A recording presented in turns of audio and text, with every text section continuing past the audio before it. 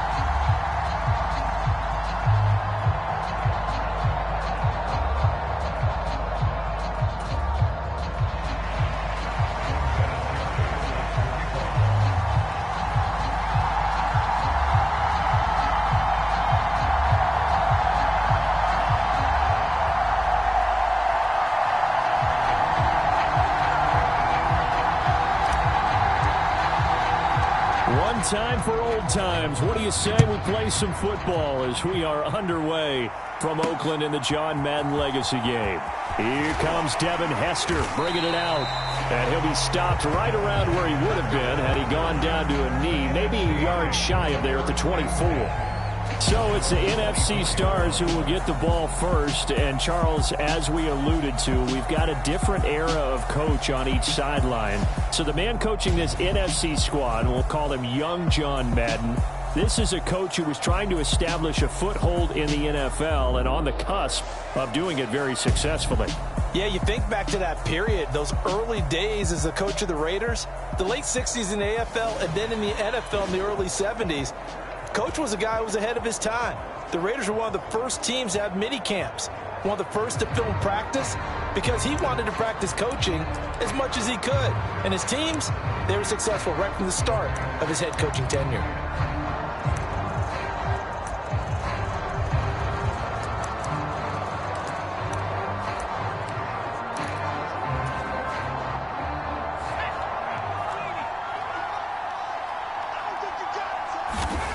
Here's Favre to throw. A quick throw knocked away and incomplete. So as we mentioned at the top, let's take you through the life of John Madden. And, you know, it's very fitting that we're here back in the Bay Area, not just because John's so associated with Raider football, but also because this was where he spent his formative years. Yeah, he grew up over in Daly City with his buddy John Robinson, who would also become an NFL head coach. And he played his high school ball at Jefferson High, eventually wound up playing tackle at the University of Oregon and later Cal Poly San Luis Obispo. Played well enough that in 1958, he was a 21st round draft pick of the Philadelphia Eagles. That's right, the draft had 30 rounds then. So 2 incompletions have led him to an early 3rd and 10. Now Favre. And that's going to be incomplete.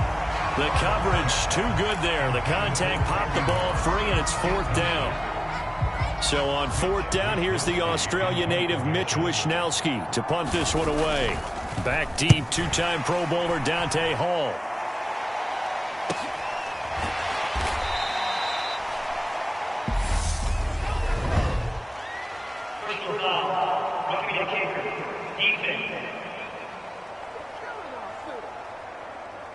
That hurts. If it was running into the kicker, wouldn't be a first down. Roughing, it is a first. And just think about the differences between the two. Running into the kicker almost feels inadvertent, just a small tap, so to speak. But when you rough him, usually bodies are hitting the ground and flying all different places. And the difference is 5 yards or 15. And in this case, that's a big play.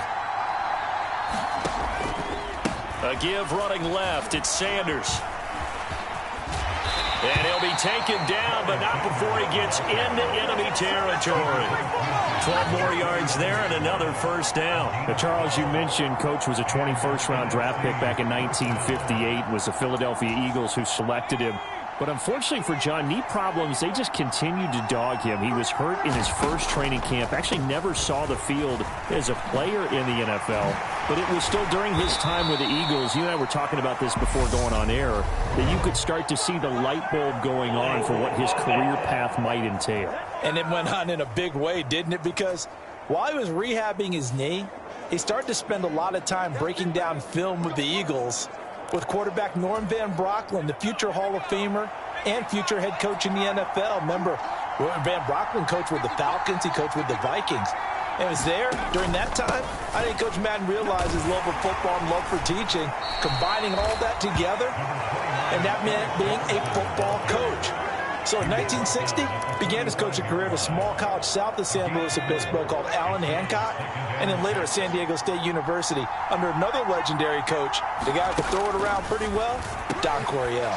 Favre's throw pulled in by Kittle, and he's going to be taken down at about the 33. Well, Charles, you know, it was in the early 1960s that a young John Madden made the acquaintance of the owner of the Oakland Raiders, one Al Davis, of course, and the two, they really bonded, would become one of the best owner-coach duos in NFL history. And to take it a step further, Al Davis became someone who John referred to as his best friend. Yeah, 1967, Brandon, Al Davis hired Coach Madden to be a linebackers coach. Remember, this was still the AFL at that point. We had not merged totally with the NFL. And Coach Madden, he paid dividends almost immediately. Helped the Raiders win the AFL title in 1968. And that meant a date with the Green Bay Packers in what was now known as Super Bowl II. But by 1969, at the age of 32, just 32, Brandon, John Madden assumed the mantle of head coach of the Oakland Raiders. And what a ride he, the Raiders, and the NFL were about to go on.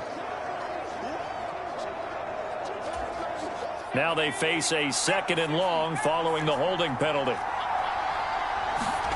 Favre being chased out left. Got his man complete over the middle. That's Sanders. Charles, you talked about John Madden and the Raiders going on a ride. Well, try these numbers on for size. In 10 seasons as a head coach, the Raiders won their division 7 times. They finished second the other 3 times.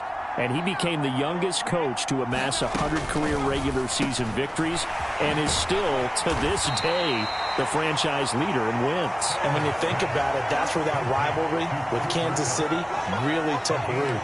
As did the expression, commitment to excellence. And boy, was it personified by the players who played for Coach Madden. On offense, how about quarterback Kenny Stabler, wide receiver Cliff Branch, wide receiver Fred Biletnikoff, tight end Dave Casper, to name a few. How about those great linemen he had? Center Jim Otto, guard Gene Upshaw, tackle Art Shell, all of them in the Pro Football Hall of Fame. And guys on the defensive side of the ball, the Mad Stork himself, Ted Hendricks, Willie Brown, John Matuzak, Otis Sistrunk, and Big Ben Davidson.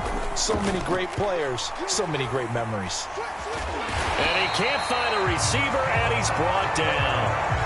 Javon Curse able to drop him for a loss of a couple. It's interesting, partner, that most defenses try and guard the 35-yard line actively because they think the way kickers are nowadays, about a 52-yard field goal, they're kind of giving up points. But you get even deeper into territory, you get into the red zone, they're going to guard it even more, which means more pressure, more blitzing. A small bit of adversity here on what's been a strong drive as they come up 2nd and 12. Throwing is Favre. Over the middle, that's hauled in by Cup. That'll go for a gain of 7, and it brings up 3rd and 5 now. And he's already got 2 catches on the opening drive. They know he's going to be a handful. And sometimes you game plan for that offensively. You want to make sure that guy touches the ball, and sometimes it just happens naturally. And then you change your game plan. When he has the hot hand, you keep going back to him because he's running routes with confidence as the game goes on. Dancing to his left. And he will not make it back to the line of scrimmage as he's going to be taken down. Ed Reed comes flying in from safety for the sack. Not a blitz, but the guy who's normally the last line of defense recognizes he had a chance to get to the quarterback, and that's exactly what he did. Now Morton Anderson for the field goal try. From the left half, should be a fairly easy one here. Anderson's kick is good, and the NFC out to an early 3-0 lead.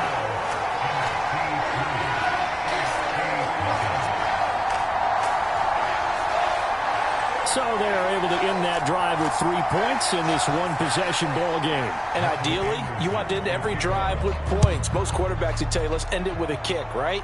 A PAT, that's number 1. Field goal, you'll take.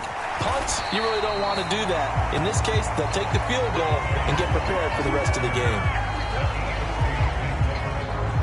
So, Charles, as mentioned, we've got another Coach Madden over here on the AFC sideline. Of course, his Raiders, members of the AFC West. So this is a conference he battled in for his entire career. And you think about the landscape of the NFL as he was getting into the back half of his tenure. It was a golden era for coaches. You had Don Shula, Tom Landry, Chuck Noll, Bud Grant. But it was John Madden who had the best winning percentage of them all, CD. 759, the best ever.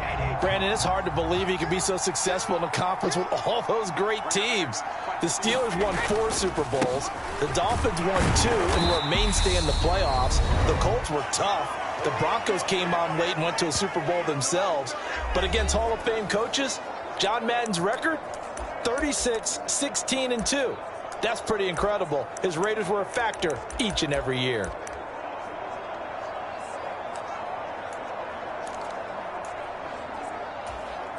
The last run good for 2. Here's 2nd and 8.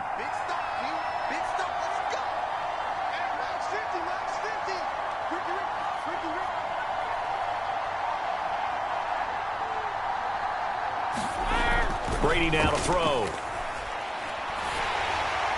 Oh, that'll be incomplete. Oh, he took a shot as he let that go. And it's going to bring up a 3rd down. Charles, you think about all the success that John Madden had as an NFL head coach, and he had plenty, and we talked about it, including the 10 straight winning seasons, a Super Bowl title. But like any great coach, he also suffered through a few tough losses along the way as well. And Brandon, those tough losses came in high-stakes games because they always had such great success. Think about it this way. 6 times in his 10 years, the Raiders were knocked out near the AFL championship game or the AFC championship game. But might be a divisional round exit. That's the one that bothered him most of all. Three Rivers Stadium, December 1972. Yes, the Immaculate Reception game. Franco Harris grabbing the ball that was deflected. Almost at his shoe tops, he picked it up and took it in for a game-winning score to give the Steelers a 13-7 victory. And partner, anyone who loves black and silver still doesn't believe that ball hit anyone in black and silver that day, and that play should never have counted. It'll be a net of 39, 41-yard punt, 2 on the return. And the NFC will take over 1st and 10. The NFC offense coming out here, and you know, Charles, Coach Madden always said that if he had one drive to win a game and he had to pick a quarterback, he would pick Kenny Stabler. But I think if you asked him to omit any of his Raiders players, there's a good chance the guy he'd select would be Brett Favre. Brett Favre is always smiling. He's always laughing. He's always talking to someone. He remembers that it's a game. And if it's a game, you should have fun. And Brandon, that always reminds me of a great movie line where one of the players was telling a coach, every time I say it's a game, you say it's a business. And every time I say it's a business, you say it's a game. With Coach, it was always a game. They'll throw on 1st down with Favre. Got a man. It's Randy Moss, complete. And he'll be brought down inside the 40-yard line. The CD, we spoke of some of the Raiders' tough playoff losses through the decade of the 70s, but for one shining season, they put it all together, and that was 1976. You remember a 13-1 regular season, a memorable playoff win over New England. They dominated the Steelers 24-7 in the AFC title game, and then a meeting with the Minnesota Vikings in Super Bowl 11. Oh, Brandon, what a game that was down at the Rose Bowl in Pasadena. A gorgeous 53-degree day, perfect for football. Raiders got out to a 16-0 lead at the half, and Clarence Davis, no relation, although I would certainly claim him, strong on the ground, 137 yards rushing. How about Freddie Biletnikoff, the MVP of that game, catching everything that came his way?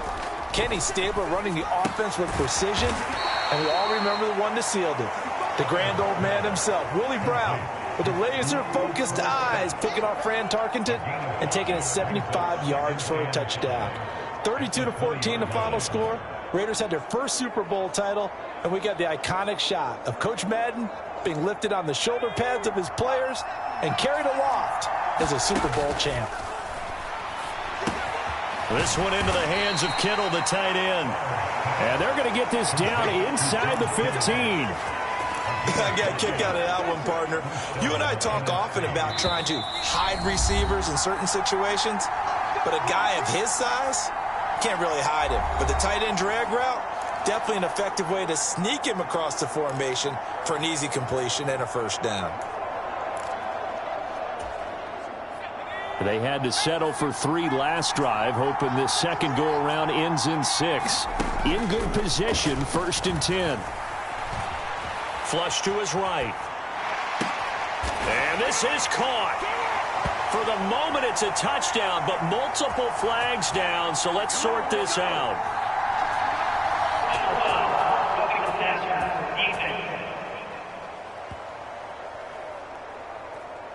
So obviously they will decline the penalty there, and the result is 6 points. Morton Anderson now for the extra point.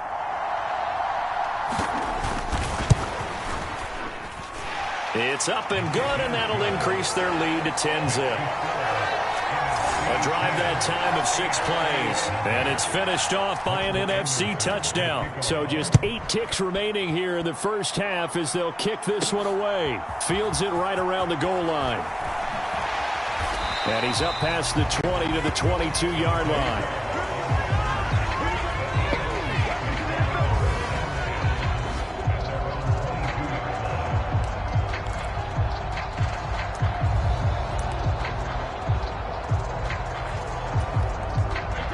The AFC offense set to take their next drive. And with 5 seconds to go, this will likely be our final play. They'll indeed try to run it out as they start on the ground. And he's going to lose yardage, not that it matters, as the final seconds tick away. Well, coming up in the second half, we'll run through John's post-coaching triumphs. But for now, we present a very special tribute to the man of the hour, narrated by Trey Mosley. This fielded right at the goal line. And beyond the 20, but not by much. In fact, just a yard pass there to the 21.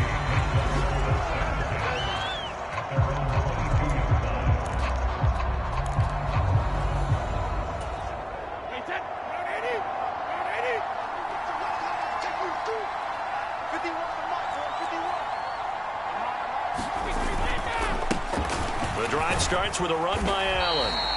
He'll get a nice chunk there on the first down run, and it's 2nd and 4. So now, Charles, to pick up the story we've been telling, John Madden at 42, he just completed a 10-year stint as the coach of the Raiders. He wants to step away a bit from the grind of coaching, but he doesn't want to step away from the game of football. So he ends up signing on with CBS in 1979 to try his hand at broadcasting. And much like his coaching career, he was pretty much an instant success. Partner, he really connected with the people right from the start, and people may not remember he wasn't even on the #1 team in the beginning. He worked his way up. But the same things that made him a great coach made him a great broadcaster. The ability to show the big picture, yet break it down into the details. That's what he did with his teams. That's what he did with the people.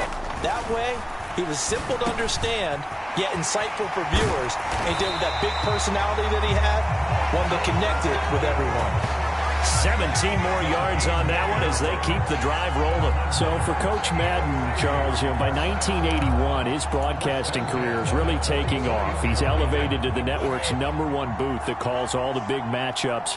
And he gets the plum assignment of calling Super Bowl 16, 49ers and Bengals, and he's teamed up with Pat Summerall. And that pairing ultimately would go on to be one of the most influential in sports broadcasting history. Influential not just in us listening to them. Remember, they went on and called 8 Super Bowls together. But how they put together kind of the template that all of us broadcasters follow now. Sitting down with the head coaches and the quarterbacks and the stars of each team before a ball game to get extra information. And the way that those two paired together, Pat Summerall, short, concise, to the point, and turned it over to Coach Madden to fill in all the big details. And down he goes, taking it inside the 10, just shy of the 5 at the 6. 1st and goal, and they got to be thinking a chance to get right back into this football game.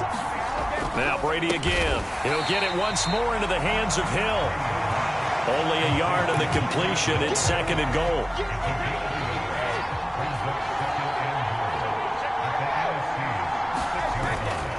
Now a carry for Allen. And he's going to press this one forward as they stop it right around the 1. The this is Allen. Well, they hit him in the backfield, and he will not escape. And that is not going to get it done. Losing 2 yards that time, and now it's 4th down. Back now here on EA Sports. It's the NFC with the lead and the football as well as we start quarter number 4. They'll run for it. This is Allen. And he is into the end zone for an AFC touchdown. Marcus Allen, a 3-yard touchdown run. And the AFC able to cut it to within a score.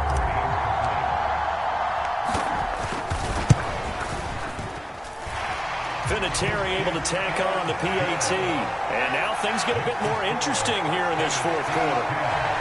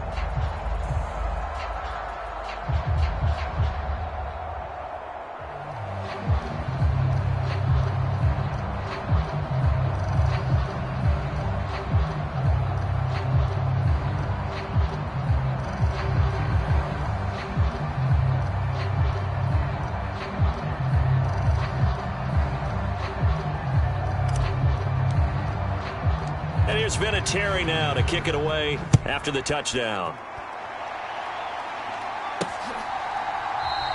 Hester going to decide against a return, and they will spot this at the 25. The NFC heading back out. Hall of Famer Randy Moss, a part of this offense. And Coach Madden, boy, he always appreciated the ferociousness with which number 84 attacked the football in the air.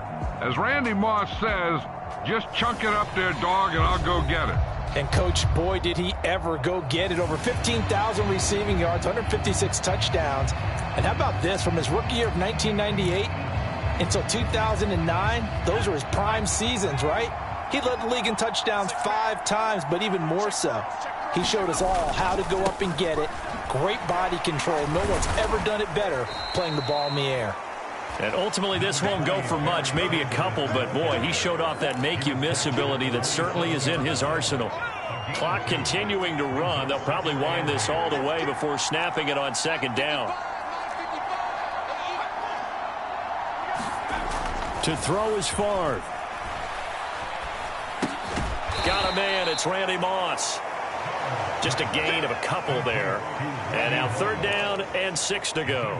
As you mentioned, CD, talking about John Madden, the broadcaster, he called 8 Super Bowls with Pat Summerall, 3 more with Al Michaels later in his career. He spent nearly 3 decades in the booth all told. And not only was he beloved for his mannerisms, we know that, but he was an innovator as well. Yeah, Brandon, you're talking about things like the telestrator, which totally became identified with him, and now it's a staple for all analysts to have in the booth. And then you think about things like turducken on Thanksgiving, when he used words like boom and pow. He helped create the old Madden team. He was a very popular commercial pitch man. And even the Madden Cruiser was unique, and you had to be someone to get a ride on it, too. And the NFC punt team out there now as he's on to punt for the first time this afternoon. And he'll get credit for putting him inside the 20 as the fair catch is made right at about the 19-yard line. So possession goes over here on the punt. And we have reached the 2-minute warning. The offense for the AFC set to go now. Their defense has done the job. Now it's the offense's turn as they've got it 1st and 10. Connecting with Hill. And he's brought down, getting this one up to about the 35. That play going for 16 yards to start the drive. First down. Now, CD, we did get a little ahead of ourselves talking about John Madden, the broadcaster in the 90s and 2000s, because there was another product during that time period that he became quite famous for. And it's something that you and I know a little bit about, and that's the video game that bears his name. Originally John Madden Football when it was first released back in the late 1980s, and now known the world over simply as Madden. And Coach saw this originally as a way to teach the game of football. The early designs were for a 7-on-7 game, but he said no chance. He would not sign off on it. He wanted to be as realistic as possible. He told them, call me when it's 11-on-11, and he got his wish. Yeah, after that debut, Madden the video game continued to pick up steam through the 90s in a big way, and John himself, many will remember, was a commentator for the series for many years. And now here we are in the 2020s, and this game has sold somewhere in the neighborhood of 150 million copies. Brady's incompletion on first down leads to a 2nd and 10. They'll look to throw. Out route to Hill, complete. And he's going to be marked down just outside the 10. First down now, but the clock continues to move.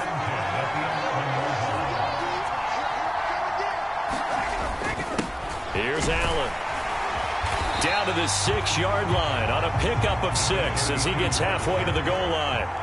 Still time to go for the win, but they've got to get up and spike. And he's across for the touchdown, and it's likely the game winner here in the closing stages.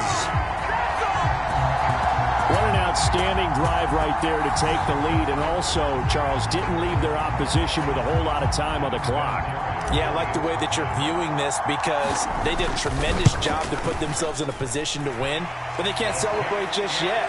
They've got to clamp down on any big plays and force them to use up those timeouts without making any headway.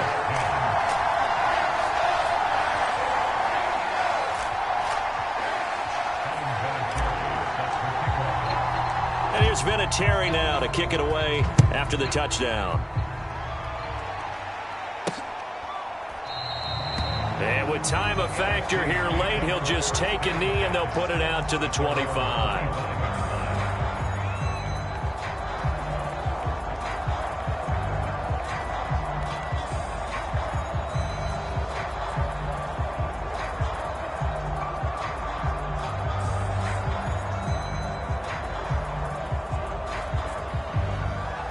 Ready to begin their next drive here, the NFC offense. We have seen a lot of points here in this quarter. For us up here in the booth, it's been fun to watch. The defensive coordinators probably scratching their heads. Yeah, they're going a little bit crazy. And that's caught inside the 35. Now a final chance to stop it here as a timeout comes in with 10 seconds left in the game. So the big play changes the complexion of things. Here's 1st and 10 just outside the 30. He's back to throw. That's swung out wide to Sanders. And he'll be brought down at the 27. Now the NFC going to take a timeout, their second. And as the two teams talk it over on their respective sidelines, we take a break. One final shot. They'll look to throw. And it's incomplete. So their final drive. So it's a win here for the AFC on an incredible afternoon of football and remembering the life of John Madden. Before we go, one final message. And for all of us at EA Sports, this one's for you, Coach.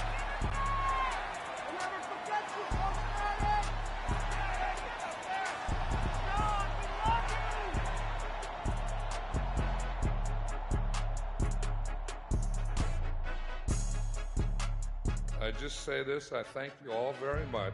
This has been the sweetest ride of them all.